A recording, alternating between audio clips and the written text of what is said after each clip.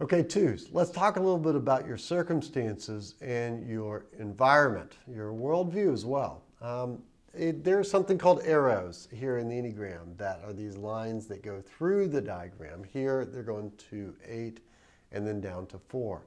And they kind of show you how you pick up the different flavors of the other styles under stressful and relaxed conditions. Now, when a 2 normally is under stress, they'll pick up 8 tendencies, the shadow side of an 8. You know, they'll serve even harder, but then demand that they be loved back, you know?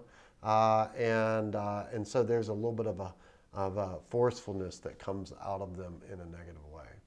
On the other hand, in relaxed conditions, they move down to a 4. They pick up the gold, the high side of a 4. They become honest. They feel their full range of emotions. They're not just only aware about how others feel, they're fully aware of how they feel. And that's a wonderful thing about picking up that particular flavor. Now, most Enneagram material stops there, but it goes further. If you'll notice, you can actually pick up the attributes of an 8 and a 4 under these same kind of circumstances, but based on how you're really doing on the inside.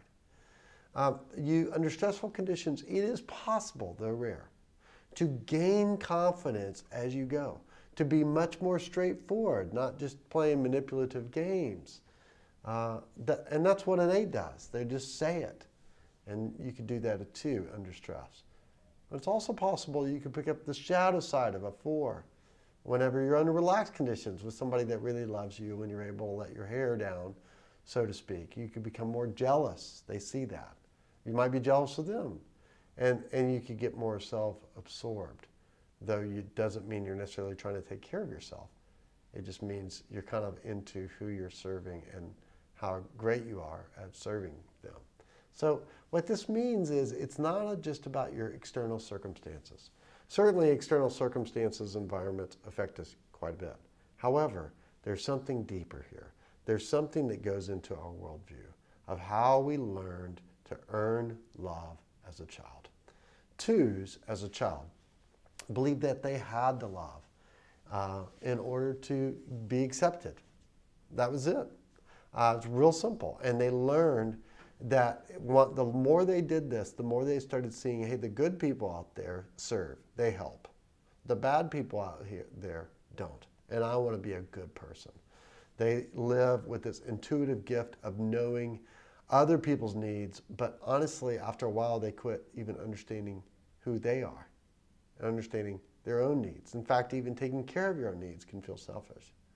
But you see, what happens is this worldview, basically, as a child, says, I must love to be accepted. I must, look at that imperative, I must love to be accepted. Really? Really? Well, that brings up a question now, is how well do you accept help now? How well do you accept help now? And if you're also big into helping others all the time, why is it hard to receive help? What is that? For 2s, I even sometimes will bring up self-care, and then they're like, no, that's selfish. I'm like, okay, let's talk about soul care. Who's caring for your soul? Now, if they're Christians, a lot of times they'll say the Lord, and they're right. But do they really believe that? And what does that look like? If we continue to press into that, what does that look like? I was meeting with a friend of mine who's a 2. And I said, tell me a little bit about caring for yourself. It looks like. He said, it's great. It works great. I said, what is it? He goes, well, all year long, I just give it all I got. And the last 2 weeks of the year, I said, you mean like at Christmas and New Year's? He goes, yes. At those last 2 weeks of the year, I stop and I say, how am I doing? I'm good. Literally, he said that. And I'm like, you're kidding me. You're kidding me. Like right in the middle of all the Christmas and New Year's activity. And then after a while, after some time of getting used to his tendencies, he started to laugh at himself and said, yeah, okay, maybe I really want to be loved without conditions, but I don't know if I believe that that world really exists. So in a minute, we're going to talk about, of course, how it does.